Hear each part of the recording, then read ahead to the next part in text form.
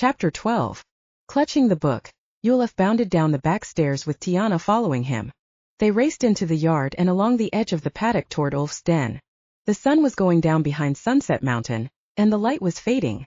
Suddenly they heard a trumpeting roar. Ulf and Tiana both stopped. What was that? Tiana asked. Out in the paddock Ulf saw Orson pulling the biganasty on a thick rope. The biganasty was roaring, rearing onto its hind legs. Its three-horned heads were gnashing as it bucked and thrashed. The spines along its back were sticking out like knives from its thick black fur. It crashed its club tail to the ground, then snorted, scraping the dirt with its hoof. Come on, girl, Orson called. Nice and easy, does it? What's Orson doing? Tiana asked. He's locking it up in case the beast hunter comes here, Ulf explained. Here. It's just a precaution, Ulf told her. The biganasty dug its hooves into the ground.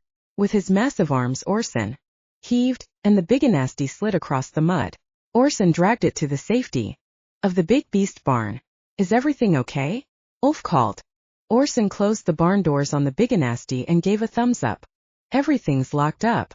The electric fences are on and the alarms are set. I'll be keeping watch. Ulf ran to his den. Tiana followed him inside.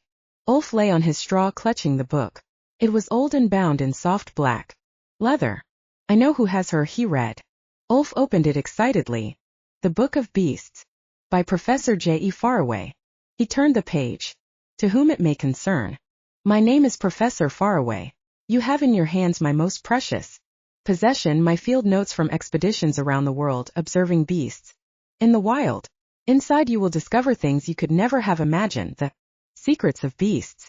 Use this knowledge well. Who's Professor Farraway? Tiana asked.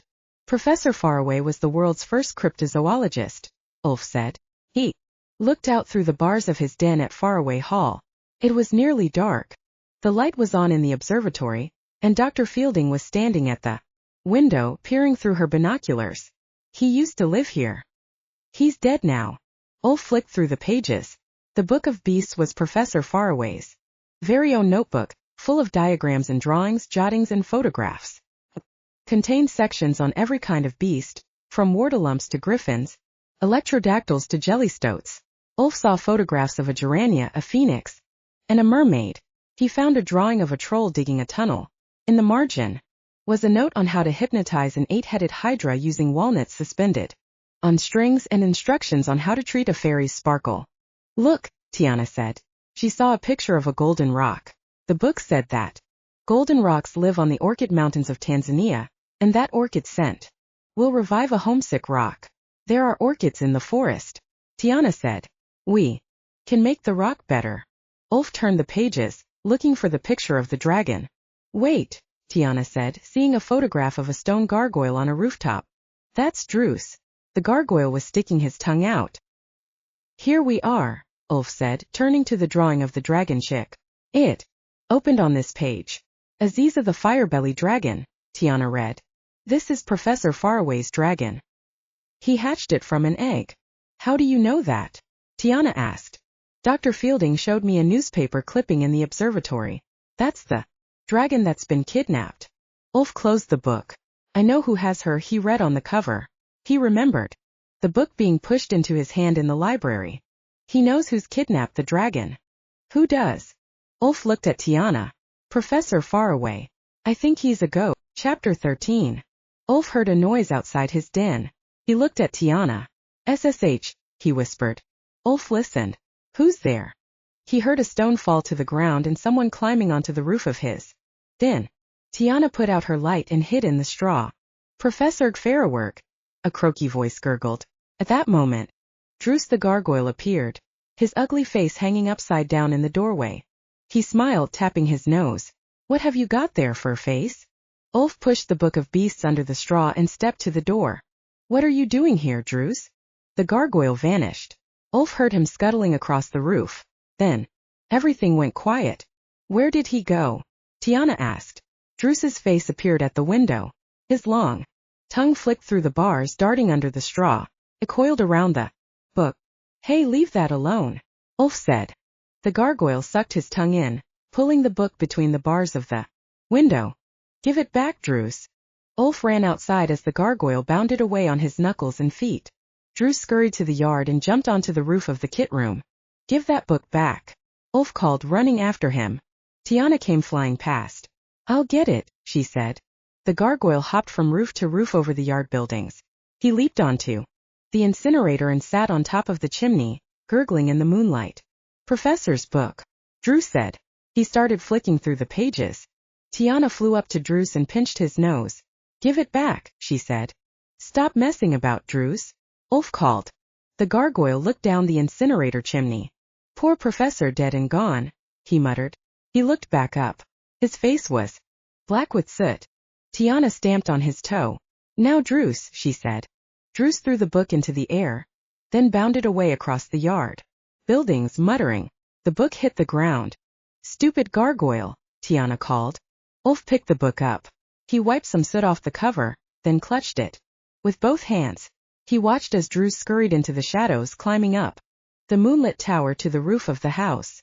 The light in the observatory had gone out. The yard was dark and shadowy. Ulf glanced toward the courtyard. He could hear the scrunch of footsteps on gravel. In the darkness he saw the silhouette of a man walking into the yard. Who's that? Tiana asked. I don't know, Ulf whispered. Tiana clung to Ulf's t-shirt. What if it's the beast hunter? Ulf crouched behind a wheelbarrow. The man turned on a flashlight and shone it at the door of the operating theater. What's he doing? Tiana whispered. The flashlight beam swung to the hatching bay, and the man walked over and rattled the door handle. Then he walked to the quarantine unit and lifted the hatch. He shone his flashlight inside. Ulf heard the troll growl. The man jumped back and walked across the yard. He shone his flashlight toward the big beast barn. Ulf stood up to follow him, and knocked against the wheelbarrow. It scraped on the concrete. The man swung his flashlight in Ulf's direction. Ulf ducked. He could feel his heart beating as the man crossed the yard toward him. The man stopped at the wheelbarrow. He was standing directly over Ulf. The flashlight shone in Ulf's eyes, blinding him. Tiana flew up. Who are you? She asked. Her sparkles lit up the man's face. The man's eye twitched. Inspector Black, Ulf said. What are you doing here? The inspector pulled up the collar of his coat. I'm on night patrol, he told them. Ulf stood up, hiding the book of beasts behind his back. It's not safe for a werewolf to be out tonight with the beast hunter at large, Inspector Black said. You should be in bed. He pointed his flashlight at Tiana. You too. Come on, Ulf, Tiana said, flying away across the yard. Ulf looked at the inspector, then turned and hurried away with the book. At the corner of the kit room, he glanced over his shoulder. He could see the silhouette of Inspector Black walking around to the front of the house. Why is he snooping around here? Ulf asked Tiana. He's supposed to be out looking for the dragon. Ulf could feel his fangs growing inside his gums. He's keeping an eye on things, Tiana said. He gives me the creeps, Ulf told her, heading toward his den. Tiana flew after him. Try to get some sleep, she said. I'll see you in the morning. What about you? Will you be okay? Of course I will. Fairies are safest in the forest at night. Good night then, Ulf said as Tiana flew off. He went into his den and closed the door tightly. Through the bars he watched the fairies' sparkles shoot across the paddock toward the dark forest. Down by the freshwater lake, Ulf could see Orson the giant. He was standing on the edge of the lake with his big boots beside him, dipping his toe in the water. He'd be up all night, keeping watch over the beasts. Ulf lay down on his bed of straw. He opened the book of beasts and flicked through it to a page headed Werewolves. Werewolves belong to the beastman family of beasts.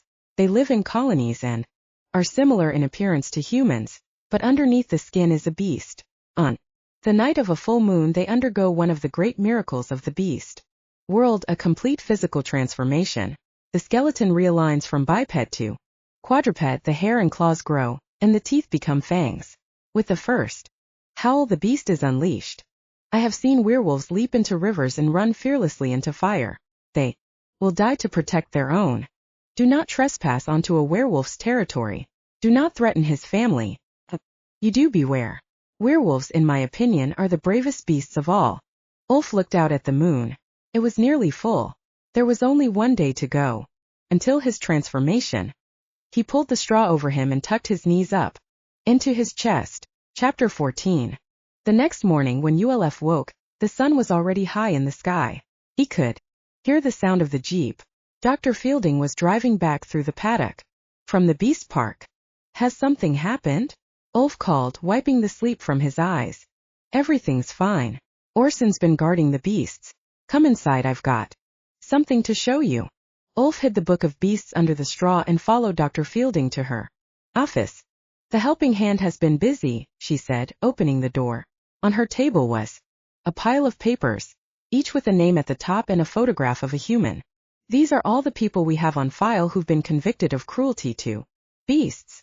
She picked the top piece of paper from the pile and handed it to Ulf. On it he saw a photograph of a man with a tall white hat and a thin mustache. Franco, ravioli chef, caught serving impossible tentacles in his restaurant.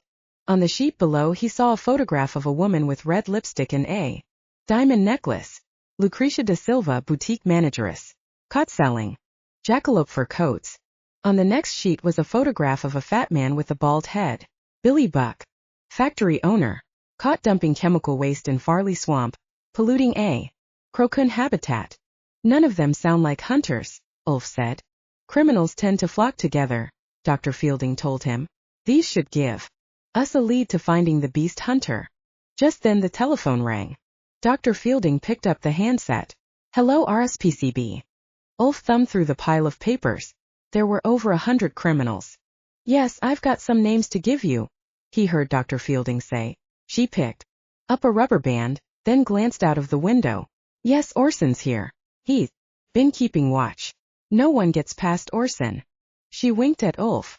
Then she wedged the handset between her chin and her shoulder, and stretched the rubber band around the pile of papers. Yes, yes, she said. Ulf is looking a bit tired now you mention it. Dr. Fielding smiled. Okay, see you in half an hour. She put the phone down. Who was that? Ulf asked. Inspector Black. He says he's got some news. Has he found the dragon?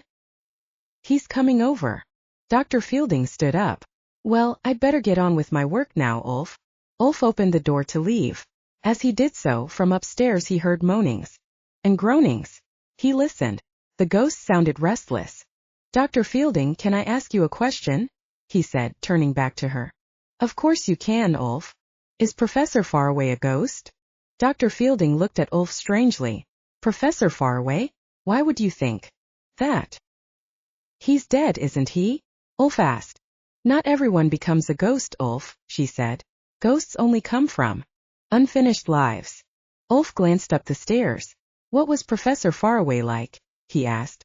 I never knew him, but I understand that he was a kind man, Dr. Fielding said. When he died, he left his entire fortune to fund the RSPCB. I think he knows who's got the dragon, Ulf said. Dr. Fielding looked out of the door as the groaning noises grew louder. What on earth's the matter upstairs? She asked. I'll go and see, Ulf said. He ran up the back stairs 2 at a time.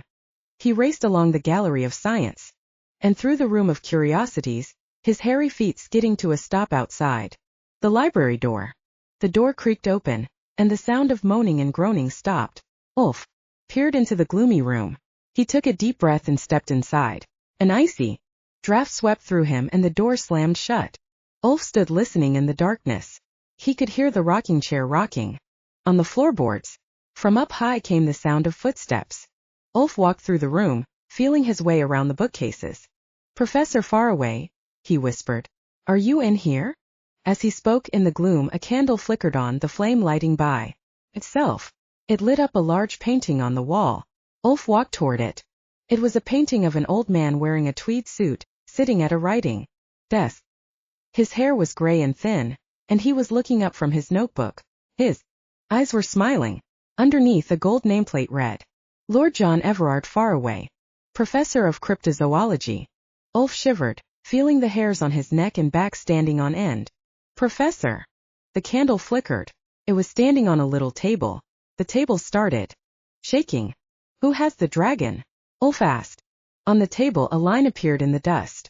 An invisible finger was sliding over the wood, writing the letter M. Ulf watched R. Letter by letter. A word appeared in the dust. Maracai. Ulf looked up at the picture. Marakai? Who's Marakai? He asked. An icy draft swept through him and the candle blew out. From outside, Ulf heard the sound of a truck pulling up in the courtyard.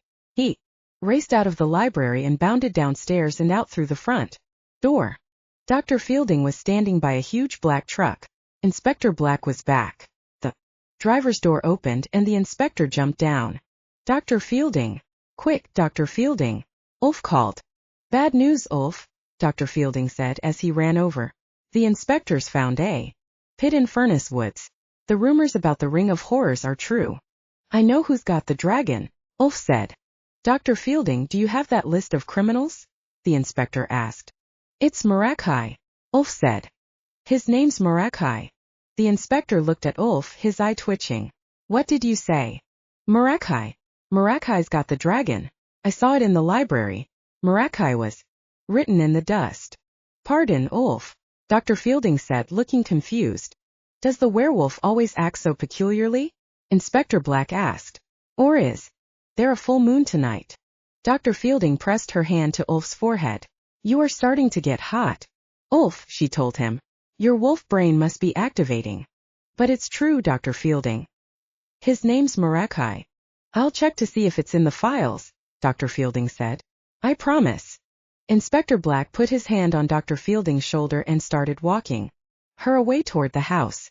Try to keep the werewolf from interfering, he whispered. We can't afford to get sidetracked. Marakai. Now where do I know that name from? Dr. Fielding said, opening the front door. Isn't it a place in Africa? The inspector asked. Ulf watched as Dr. Fielding and Inspector Black walked inside. The front door closed behind. Chapter 15. You'll have crept across the courtyard and crouched in the flower bed outside Dr. Fielding's office. He peered in through the window and saw Inspector Black talking. Are you snooping? A little voice asked. Ulf looked down. Tiana was sitting on a flower. Professor Farraway is a ghost, he whispered to her. He knows who's got the dragon. It's Marakai. Marakai? Tiana asked. Who's Marakai? That's what we've got to find out, Ulf said. Ulf and Tiana looked through the window. Inspector Black was sitting on the corner of Dr. Fielding's desk, leafing through the pile of papers with the names and photos of the criminals. This will be very useful, the inspector said, smiling at Dr. Fielding. I shall check out each and every one. The inspector tapped the papers on the desk, straightening the pile, then put a rubber band around them. One more thing, Dr. Fielding, he said. May I borrow the giant? I should like to take him to Furnace Woods. Orson, Dr. Fielding asked. Why do you need Orson? I understand Mr. Orson can handle any large beast. If there's a dragon that needs rescuing, I may need his expertise. I'll come too, she said. No, Dr. Fielding. You must stay here and keep watch over the beast park. Inspector Black told her. He looked left and then right. The RSPCB must be guarded at all times. This criminal may still be after another fighting beast. He's taking Orson, Ulf whispered to Tiana. The inspector straightened his hat and turned the collar up on his coat. Well, there's no time to lose. We must act now. Quick, he's leaving, Ulf said. Ulf and Tiana raced around into the yard as Inspector Black and Dr. Fielding came out of the side door of the house. Giant, we will need ropes, chains, and apples, the inspector called. Orson was leaning on the roof of the kit room watching over the beast park. Apples? Orson asked. Did you say apples? Lots of apples, the inspector told him. Orson, the inspector needs you to go with him to Furnace Woods, Dr. Fielding explained, walking across to the giant. He's located the Ring of Horrors. I'll open the truck, Inspector Black said, striding past Ulf into the courtyard.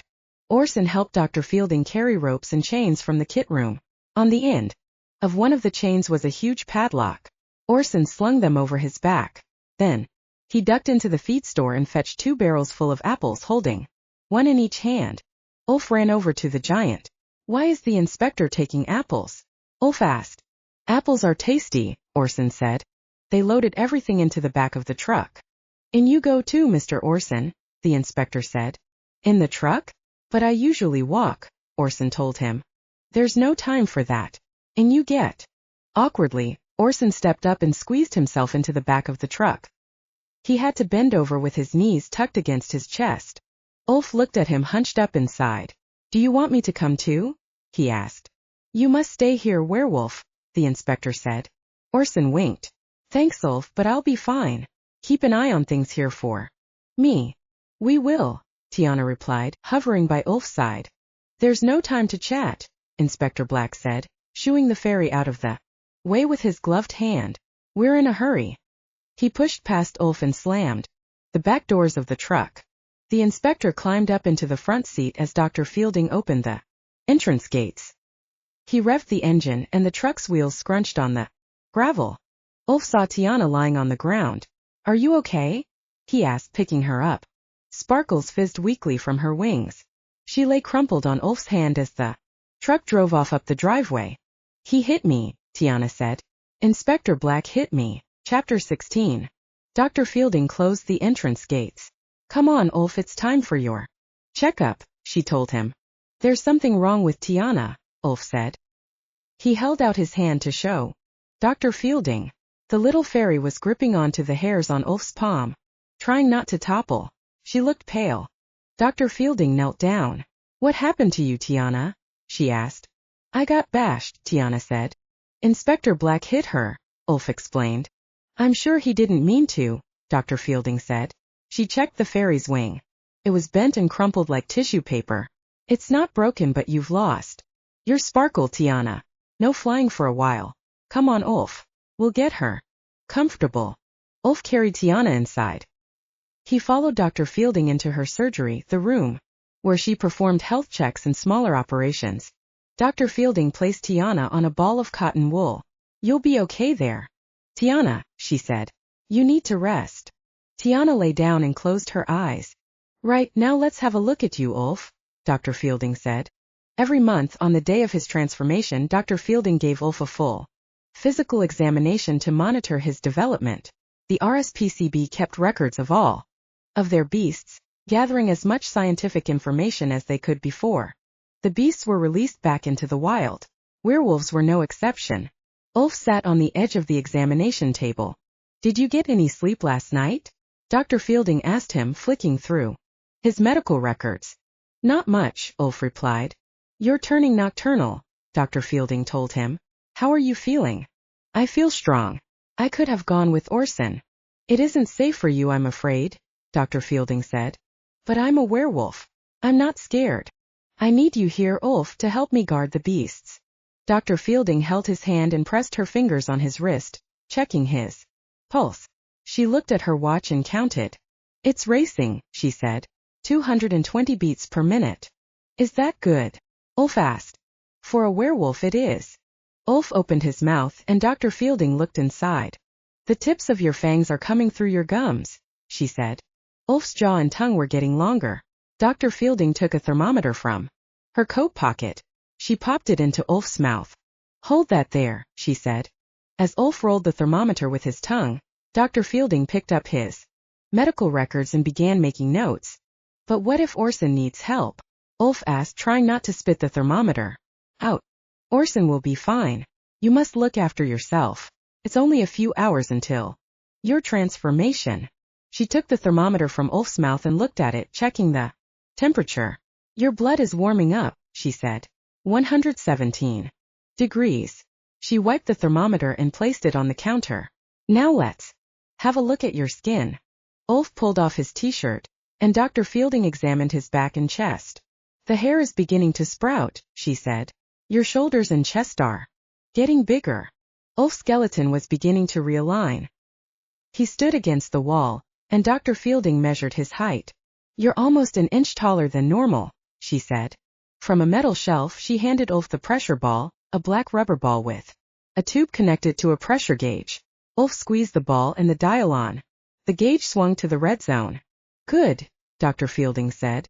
Your muscles are strengthening. She pointed to the eye chart on the far wall. Now read me the last line. The letters were tiny. JVRQPLB. Ulf read clearly. Perfect vision, Dr. Fielding said. Your senses are sharpening. You can go up to the observatory and keep watch over the beast park. We'll need your eyes. Now that Orson's not here. Can I go too? A little voice asked. Tiana was sitting up on the ball of cotton wool. Ulf, will you look after Tiana? Dr. Fielding asked. I'll be out in the jeep. If you need me, if you see anything suspicious, radio me straight away on my walkie-talkie. Ulf gently picked Tiana up and headed outside. He placed her in a patch of sunshine at the foot of the observatory tower. Wait here a moment, he said. I just need to get something. Ulf raced to his den and came back clutching the Book of Beasts. What's that for? Tiana asked. I'll show you, Ulf said, opening the door to the tower. He carried Tiana up the spiral staircase to the observatory at the top of Farraway Hall. Chapter 17. At the bottom of a pit in Furnace Woods, the big man Bone was leaning on a sledgehammer, wiping the sweat from his forehead. Finished, he called up. The small man Blood was looking down, wiping his nose with a red rag. Is it secure? He asked. Poking from the ground next to Bone's foot was a huge metal ring. Bone kicked it, making sure it was firmly fastened. That dragon won't be going anywhere once she's chained down. With the sledgehammer over his shoulder, Bone climbed the tall ladder up the pit wall. All around the top of the pit, wooden stakes were sticking out like spears. The big man clambered between them and pulled the ladder up. He stood on the edge of the pit, admiring his work. The Baron will be pleased, Blood said. What else is he getting? Bone asked. The dragon can't fight itself. Blood stuffed the red rag into his pocket. Something from the RSPCB, he said, sniggering. Just then they heard the sound of a truck in the distance. It was coming through the woods. Quick, hide, Blood said. Blood and Bone grabbed their tools and the ladder and ran into the bushes. A large black truck drove into the clearing, stopped, and Inspector Black jumped down from the driver's seat. We're here, Mr. Orson, he said, opening the back doors. The giant squeezed out of the truck and saw the pit. Blimey, Orson said. He stepped over to the edge and looked down. That's a ring of horrors, all right. Those stakes will stop anything escaping. It looks like someone's been here recently, the inspector told him, examining a footprint in the mud at the edge of the pit. Get the apples. Ropes and chains, Mr. Orson. They could be back any minute. While Inspector Black examined the footprints, Orson unloaded everything from the back of the truck. What do you want me to do with all this? Orson asked. Rescue the beast, of course. The ropes and chains are to secure the dragon. The apples, Mr. Orson, are for you, in case you get hungry. I need you to stay here and keep watch. What are you going to do? From inside his coat, Inspector Black pulled out the bundle of papers that Dr. Fielding had given him. I'm going to check out these criminals. He got back into his truck. Remember, stay alert in case the beast hunter comes. He started the engine. We'll catch him, Mr. Orson. Inspector Black gave a thumbs up, then drove the truck out of the clearing. Right you are, Orson called after him. The giant placed the kit and the barrels at the edge of the clearing, then paced around the pit. He stepped slowly, glancing from side to side, looking out for criminals or dragons. The clearing was surrounded by tall trees. He peered through the branches into the shadows.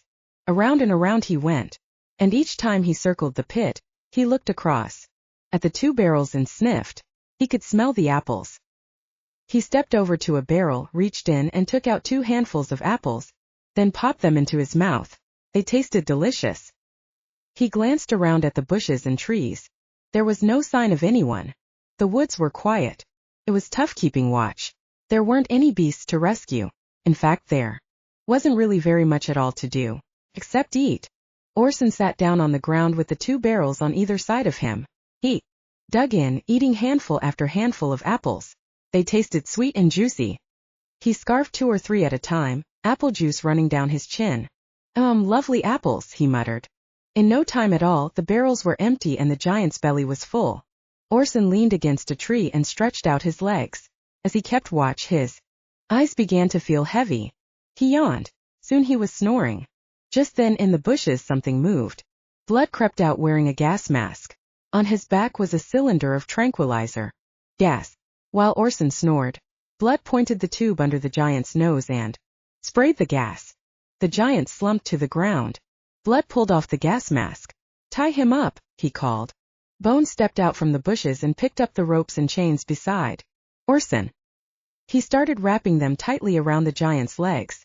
He wrapped Orson's arms and tied his hands behind his back, locking them with the padlock.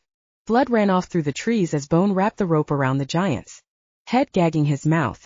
There was the sound of an engine as a yellow crane trundled noisily into the clearing. Its caterpillar tracks squashed the bushes and trees in its path. Blood was sitting in the cab pulling levers. Attached to the arm of the crane was a long steel cable with a hook on its end. The crane belched smoke as Blood swung its arm above Orson. Bone steadied the hook. As the hook lowered, he attached it to the ropes and chains around Orson's ankles. Up you go, Bone said. Blood pulled the levers in the crane, and Orson lifted up off the ground, hanging upside down. He was as tall as the trees, swinging from side to side, and fast asleep. Let's get out of here, Bone called. He climbed up to the back of the cab, behind Blood, and the crane drove into the woods, taking Orson with it. Chapter 18. Up in the observatory, Olaf was flicking through the Book of Beasts. Tiana was sitting on the table by the window. Here we are, Ulf said. How to treat a fairy's sparkle. He showed Tiana the page. Tiana looked at the words. They're all blurry, she said. Ulf read them to her. If a fairy has lost its sparkle, it needs something sweet. A drop of honey, a blackberry, or a pinch of sugar. Ulf walked to the kettle in the corner of the room where Dr. Fielding made her tea. Next to the kettle was an RSPCB mug and a bowl of sugar cubes. He picked up a sugar cube and gave it to Tiana. Here you are, he said. Eat this. The fairy held the sugar cube in her arms and licked it. Thank you, she said weakly. Ulf stepped over to the window. He looked out over the beast park to Troll Crag, the biodomes, and the aviary. The rock was still lying on the ground. What did the book say about the rock? Ulf asked. It needs an orchid, Tiana told him. There are some in the forest. Ulf saw Dr. Fielding driving her jeep across the marsh, heading for the seawater lagoon. Sunset Mountain looked still and quiet, casting a shadow over the great grazing grounds. The big beasts were feeding in their enclosures. Ulf scanned the perimeter fence from the hills to the ocean. No sign of any intruders, he said. Tiana didn't reply. She was busy licking the sugar cube. Ulf looked across the room to the map on the wall. Inspector Black said. Maracay was a place in Africa. Tiana sat up, half a wet sugar cube in her arms. I don't like Inspector Black, she said. He's not nice at all. The color was slowly coming back into her cheeks. Ulf went to the big map on the wall and looked for Africa. Africa's miles away from here, he said. He looked for the word Maracay. Madagascar, Mali, Morocco, Mozambique, Malawi, Mombasa. There was no Maracay anywhere. Maracay! Tiana shouted. Ulf looked over. Tiana was flapping her wings, trying to lift herself off the table. Maracay! Look! Ulf ran to her. She was sitting on the word Maracay. Ulf lifted her up. Underneath her, on the table, was the newspaper clipping with the photograph of a man and boy watching a small dragon taking off from a garden lawn. Professor Farraway's dragon. Next to the photo, Ulf read, Lord Farraway, Professor of Cryptozoology, and his son Maracay Farraway, releasing the RSPCB's first dragon, Aziza. Ulf looked at the photograph. Maracay is the professor's son, he said. The boy? Tiana asked. This photo was taken years ago. He'd be much older now. Just then, Ulf heard a tapping sound on the window. He looked up. Outside, Druce was hanging upside down, his nose pressed to the glass. Hello, Druce, Tiana said. The gargoyle put his finger to his lips. SSH, he said. What do you want, Druce? Ulf asked. Mararake Kai, the gargoyle gurgled. Wickedest boy you ever saw. Face. Like a rotten apple core. Druce pointed at the newspaper clipping. Ulf looked closely at the photograph. The professor's son was scowling. His face was screwed up and twisted. Druce slid open the window and leaned in. He kills beasts just for fun, prods, and pokes them till he's done.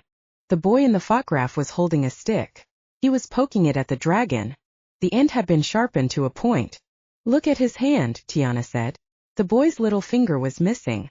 Druce sucked on his finger, making a popping sound. I bited him, he said, grinning. You bit his finger off? Ulf asked. You bit Maracay? Druce giggled.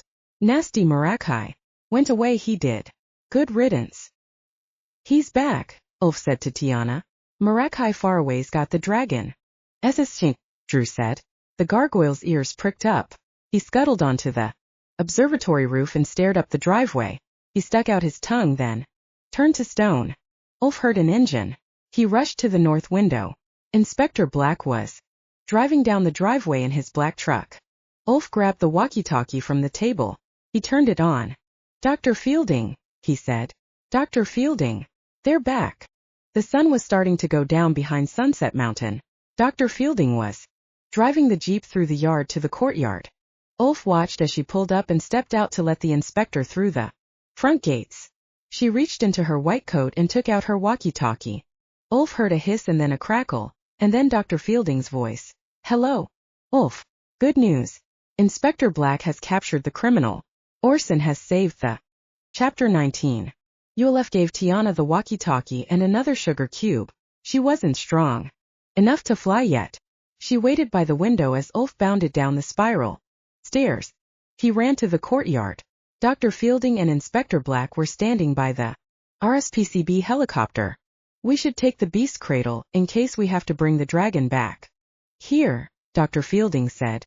She had her medical bag in one hand and her pilot's goggles in the other. "What's happening?" Ulf asked. "Good news," Inspector Black said. He stood with his hands on his hips looking very pleased with himself. "At this very moment Orson has the criminal tied up in Furnace Woods. I know who he is. It's Marakai Farraway," Ulf said. The inspector's eye twitched. "What are you talking about?" he asked. Ulf looked at Dr. Fielding. "Marakai Farraway is the beast hunter. He's Professor Farraway's son." The inspector took hold of Dr. Fielding's arm. "Dr. Fielding, we should hurry. We need to go before it gets dark." "But," Ulf tried to stop her. "I won't be long, Ulf," Dr. Fielding said. "I've just got to check that the dragon's okay.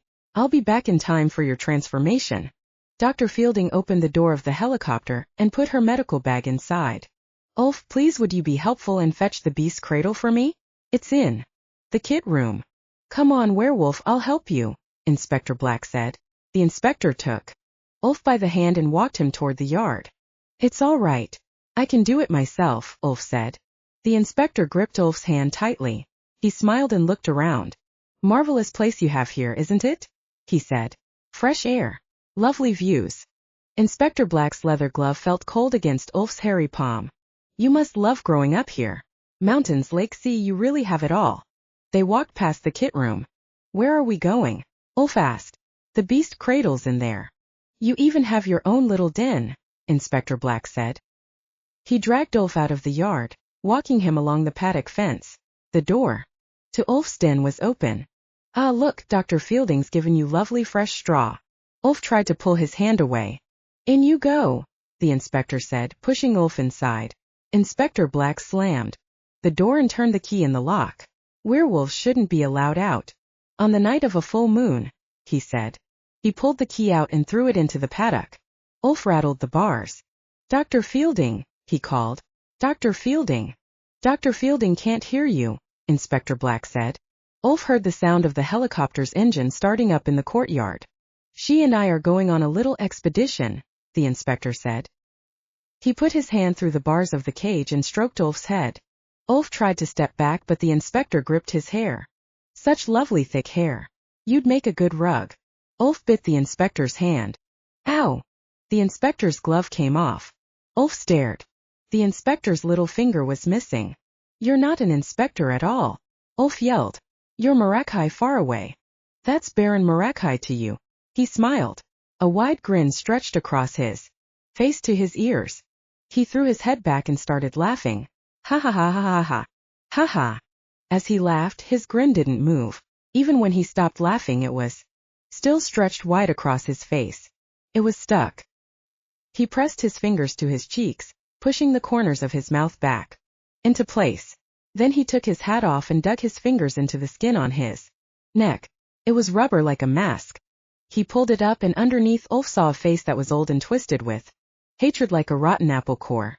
He leaned toward Ulf. "I've been away, but now I'm back." He was scowling. It was the same scowl Ulf had seen on the boy in the photograph. His eye twitched. "My father was crazy to leave this place to beasts. It should have been mine." Ulf leaped at him, bouncing off the bars. "You shot the baby dragon. You've Kidnapped Aziza.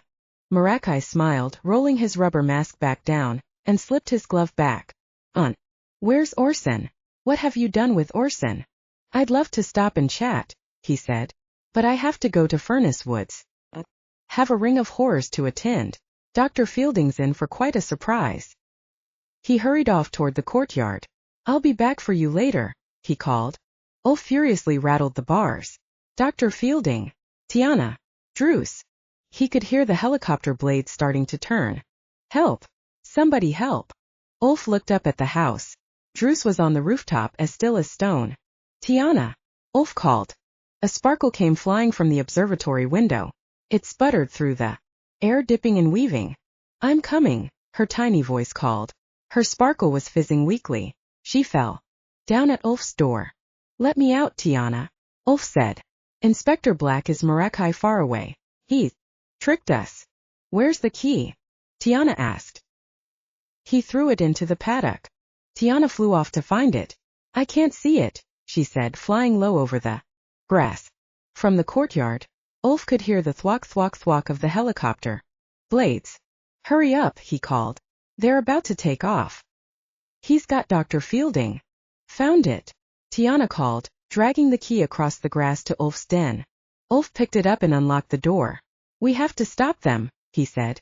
Ulf leaped out of his den and raced toward the front of the house. Stop Dr. Fielding, he shouted. But he was too late. The helicopter was rising above Farraway Hall.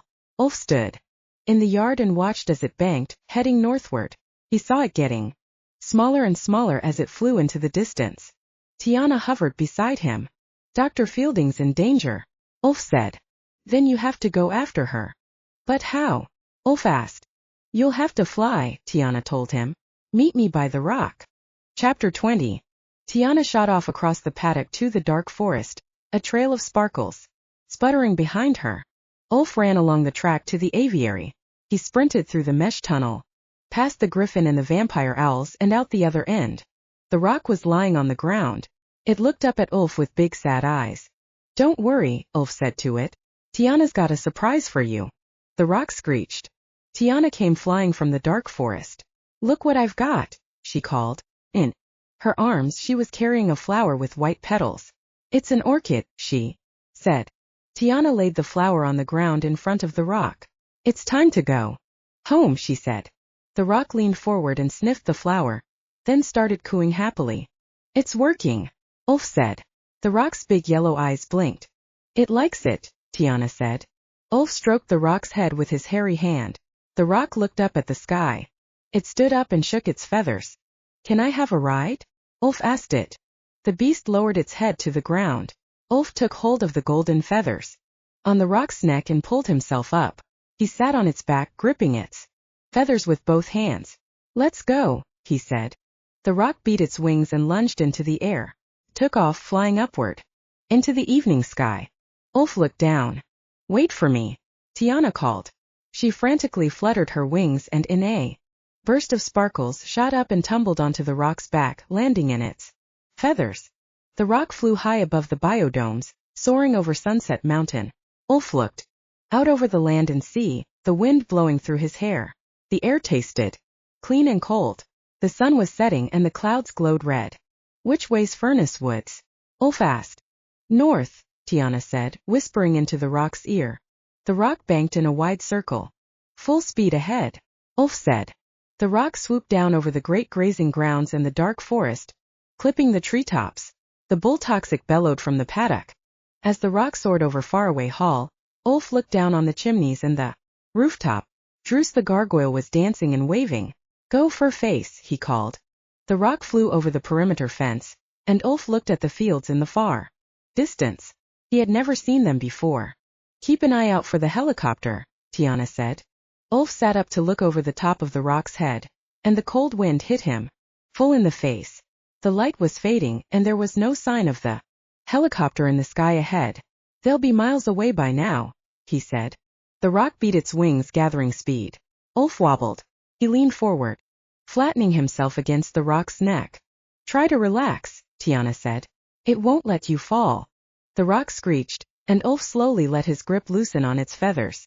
They sped over moorland and fields of sheep. Looking westward, Ulf could see the blood-red sun sinking below the horizon. The sky was growing darker. He could feel the hairs tingling on his hands. Look, Ulf, Tiana said, pointing down. Houses. Ahead on the ground, tiny yellow lights dotted a valley. Ulf looked to the east. The clouds were parting. From behind them the full moon appeared. Ulf saw it, and his eyes flashed silver. He felt the bones in his chest cracking. His transformation had begun. Chapter 21. A strong, sharp pain burst in the back of Ulf's neck. He drew his knees up under him, trying not to let go of the rock's feathers. He could feel his backbone bending and his chest cracking. In the moonlight, his skeleton was realigning.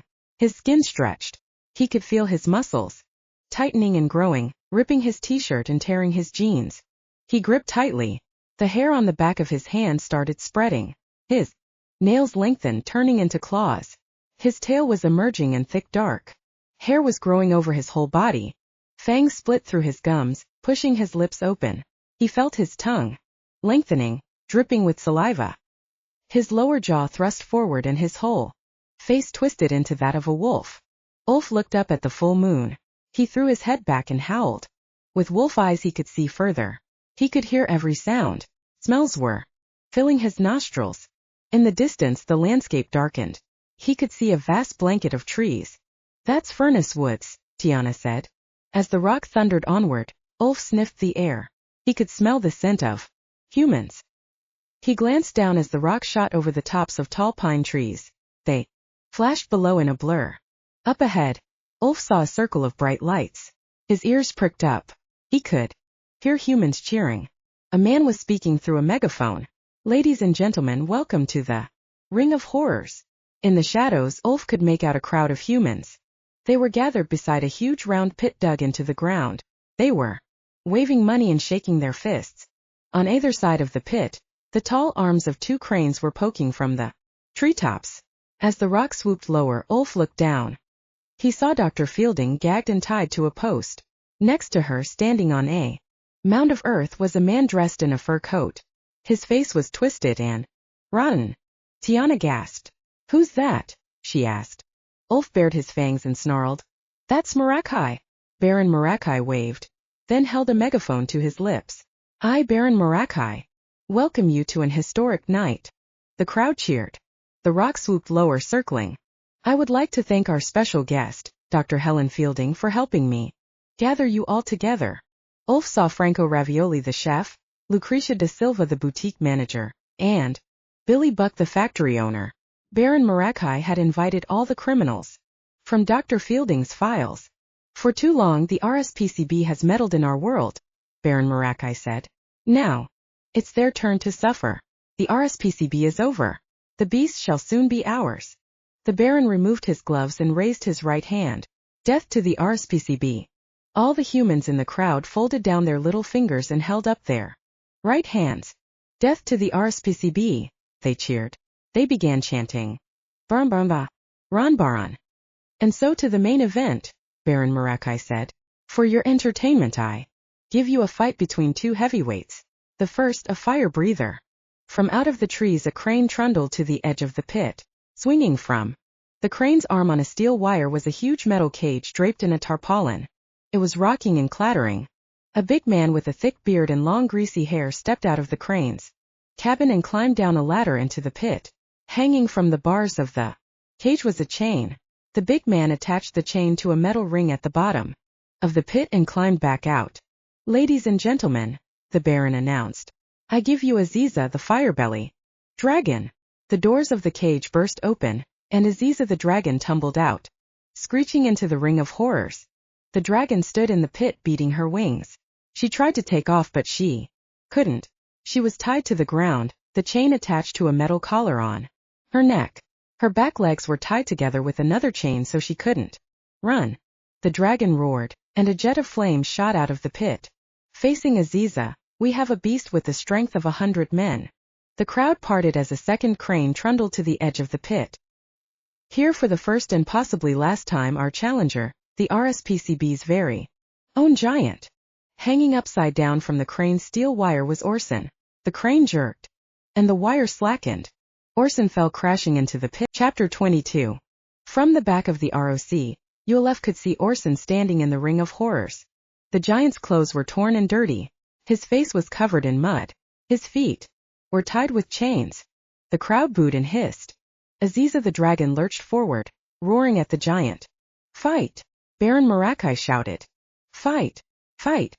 Fight! The crowd chanted. We have to save Orson. Ulf growled, looking down. How do you land this beast? Tiana whispered into the rock's ear, then leaped off. Tiana! Ulf roared. Wait for me. Tiana flew down toward the pit as the rock carried Ulf away. At the bottom of the pit, Orson faced the dragon. Whoa there, he said, holding his hands out. There's a good dragon. Easy, girl. The dragon clawed the ground. Steam was pouring from her nostrils. She looked up and let out a series of short, high-pitched screeches, calling for her. Baby. Your baby's gone, Orson said to her. It's dead. Baron Marakai reached into the pit with a long, sharp pole and jabbed the dragon in the eye. Aziza the dragon roared, baring teeth as sharp as knives. She thrashed her tail, snapping the pole into pieces. As her tail whipped around, Orson tried to jump out of the way. The chains around his ankles tightened and he stumbled and fell. The dragon saw him and beat her wings. A jet of fire erupted from her mouth. Orson crouched in the dirt, burying his head in his arms. The dragon's fire engulfed him. The crowd cheered. Stop it! Tiana yelled. Her tiny voice was drowned out by the cheering. She flew into the pit, and the dragon spewed another jet of fire, forcing her back. Orson rolled out of the way, crashing against the dirt wall. He jumped up and threw himself at the dragon, wrapping his arms around her neck. Aziza was raging, shaking her head, trying to bite Orson.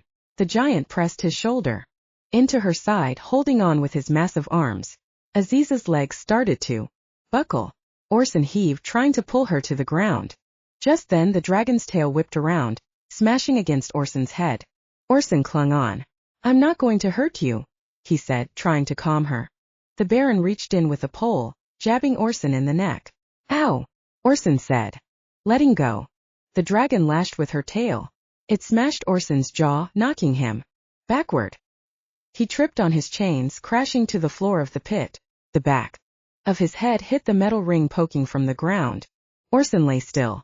His eyes were closed. Orson! Tiana cried. The dragon stood over him, red-hot spit dripping from her mouth. Kill! Baron Marakai shouted. Kill! Kill! Kill! Kill! Kill! The crowd chanted. Just then a long, loud howl sounded from the woods.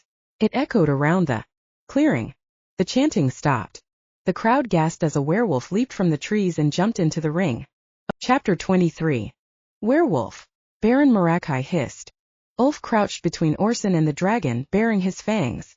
He could smell blood, sweat, and fire. You're going to die, werewolf! Baron Marakai shouted. He held up his megaphone. Ladies and gentlemen, this beast wants to die. The crowd cheered. For your pleasure and delight, I give you werewolf versus dragon. Ulf looked up and saw humans cheering, waving their fists. Werewolf versus dragon. Werewolf versus dragon. Werewolf versus dragon. They chanted. Ulf saw Dr. Fielding desperately trying to free herself from the ropes. Ulf faced the dragon. He could smell her fiery breath. He looked into the dragon's eyes. Inside they were burning and swirling with rage. Aziza screeched, smoke pouring from her nostrils. Then she lunged, her mouth wide open, exposing rows of razor-sharp teeth. Ulf jumped backward. The dragon lunged again, and Ulf leaped up the side of the pit. He dug his claws into the earth and ran around the pit wall, dragon fire licking at his heels, singeing his fur. Aziza twisted and turned. Ulf leaped off the wall onto the dragon's tail. He scrambled up her hard, scaly back and clung on, hooking his claws into the metal collar around the dragon's neck. It was wet with blood. The dragon tried to turn and bite Ulf. She was roaring, throwing her head one way then the other. Baron Marakai threw a rock, and it hit Ulf on the shoulder. Ulf's grip loosened, and he fell crashing to the floor of the pit. The dragon came for him with her claws outstretched. The crowd cheered, shouting for more. Kill him! Kill him! Kill the werewolf! Ulf rolled to the side as the dragon's claws raked the ground, gouging out clumps of earth and stones. The dragon lunged, her jaws wide open. Ulf threw himself out of the way just in time to see the dragon's teeth slam into the ground. Ulf sprang to his feet. He ran underneath the dragon's belly, diving at the chain between her legs. He bit straight through the metal. The chain snapped and the dragon's foot stamped down, just missing Ulf's head. "The werewolf's crazy," someone shouted from the crowd. Ulf bounded from underneath the dragon's belly, and the dragon twisted around, trying to tear him to pieces. Her tail was lashing. Ulf leaped onto it, hooking his claws into the scales, clinging on for his life. He clawed his way onto the dragon's back and desperately held on as the dragon started bucking, trying to throw him off. Ulf pulled himself along the dragon's neck and Baron Marakai hurled another rock. "Die, werewolf!" The rock missed and struck Aziza in the eye. She looked up. Ulf growled. "It was him. He killed your baby." Ulf bit through the chain on her metal collar. The chain snapped. "Aziza," the dragon shook her neck, and the chain fell to the ground. "You're free," Ulf growled. "You fool," the Baron shouted. "You stupid werewolf." Ulf dropped down off Aziza's back and stood on all fours, panting. He looked up to see the dragon opening her mouth. He braced himself for more flames. Instead, he felt Aziza's hot breath warm his fur. She was panting too. She turned her head and looked up at the Baron on the edge of the pit. Aziza roared. Ulf howled. The crowd began screaming. Ulf could smell their fear. The dragon beat her wings, and Ulf gripped onto her tail as she rose out of the pit. He jumped off, landing on all fours in front of the humans. The dragon took off into the air, and the crowd began running, fleeing the clearing. Aziza swooped after them, scorching the ground with her fire. The humans ran away as fast as they could into the woods. The small man in the ragged suit and the big man with the thick beard leaped into the cranes. They drove off through the trees. As they fled, the Baron was shouting, "Cowards! Come back, blood! Come back! Bone!" Baron Marakai threw down his megaphone and picked up a rifle. He took aim and fired at the dragon. The bullet shot across the clearing and ricocheted off the dragon's heart scales. Ulf watched as Aziza hovered in the air, beating her wings, screeching at the Baron. Baron Marakai took aim, shooting again and again. Aziza blasted a jet of fire. "Not my face!" the Baron screamed. He tried to shield his face as the flames engulfed him. His fur coat was burning. He furiously patted the flames, trying to put them out. Smoke was rising off him. Ulf saw Aziza soaring away into the night sky. He looked back at the Baron's sooty face. It was clenched with anger. "You horrible, useless little piece of fur," the Baron spat. He loaded a shiny bullet into his rifle and pointed it at Ulf. "You can be the first to die." Ulf snarled. "Leave him alone," a shrill voice shouted. It was Tiana. She flew between Ulf and the Baron. "Don't worry, Fairy, you're next," Baron Marakai said. He cocked the trigger. "Say bye-bye, werewolf. The RSPCB won't save you now." He was about to pull the trigger when a shadow loomed overhead. He looked up. "Nu!" he cried. It was the dragon. A set of huge claws reached down from the sky, plucking the Baron from the ground. As the claws grabbed him, he dropped the rifle. "Get off me!" Baron Marakai shouted. "Get off me!" Ulf watched as Aziza beat her wings and rose into the air with Baron Marakai dangling beneath her. He was kicking his legs. Aziza the dragon was lifting the Baron high above the treetops into the sky. She screeched, carrying him off into the night. "I'll be back," Baron Marakai shouted. "You'll see." Ulf ran to Dr. Fielding and bit through the ropes around her arms and legs, releasing her. She tore the gag from her mouth. "Ulf, are you okay?" Ulf smiled with his fangs. Then he heard a groan from the bottom of the pit and looked down. It was Orson. "Where's the dragon?" the giant asked. He was sitting up, rubbing his head. "It's over, Orson," Dr. Fielding called down to him. Ulf looked up and howled at the moon. Chapter 24. The next day Ulf woke up in his den. His wolf hair had disappeared back under his skin. The door to his den was open. Outside were a pair of jeans and a t-shirt. He slipped them on. Tiana flew toward him, humming to herself. "Ulf," she said. "You're back." Ulf looked at his hands. They were filthy. He had just a patch of hair on each palm and his claws had gone. He looked out at the sky. It was a bright sunny day. It would be a whole month. Until the next full moon. "Dr. Fielding let you stay out all night," Tiana told him. "In the wild." Ulf asked. Don't you remember? Ulf licked his teeth. His fangs were gone. Not really, he told her. You're a hero, Tiana said. Ulf heard a trumpeting roar. He looked over and saw Orson leading the big nasty out of the big beast barn. Orson, he called. The giant waved. Thank you, Ulf. You saved his life, Tiana said, hovering outside Ulf's den. She smiled then, shot off in a burst of sparkles, following Orson across the paddock to the dark forest. Ulf found Dr. Fielding in her office. She was writing. Is everything all right? Ulf asked her. Everything's fine, Ulf. Thanks to you. Dr. Fielding put down her pen and slipped a piece of paper into a file labeled Baron Marakai. She stamped the file with a rubber stamp. Case solved. The helping hand crawled out from the storeroom. Will you file this, please? Dr. Fielding said to it. The helping hand picked the file up and scuttled off. Marakai would have tricked us all if it hadn't been for you, Ulf. He locked me up, Ulf told her. He said he'd come back to take what was his. Nothing is his, Dr. Fielding said. She took a piece of paper from her desk and showed it to Ulf. It read, The last will and testament of Lord John Everard Farraway. This is Professor Farraway's will, Dr. Fielding said. Marakai was 19 years old when the professor died. The professor left everything he had to the RSPCB. Marakai got nothing. Ulf looked at the will. It was old and dusty.